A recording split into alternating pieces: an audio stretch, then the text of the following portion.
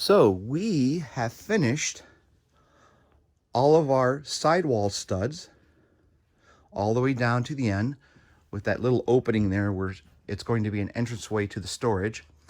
And we're also finished on this side all the way down to the end here. So we are at a point now where we can start taking a look at putting this wall up here that's going to have access to the HVAC unit.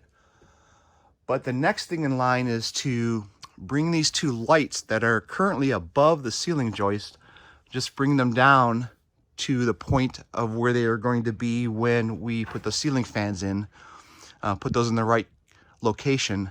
And then also we need to tie into this ductwork right here with my supply lines for the HVAC unit. So we're going to be taking care of that here shortly. However, we have another situation that we have to take care of first.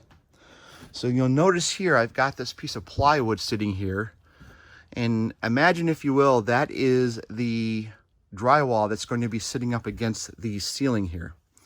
And then we're going to have another piece of drywall represented by this plywood that's going to be butting up against it to make your corner piece here. The problem is, I'm going to take this away, is that there's a gap right here. So when the drywall sits up against the joists, there's no support behind the drywall in this little gap. And that's going to happen all the way down on each side to the end pieces here, even on this side over here.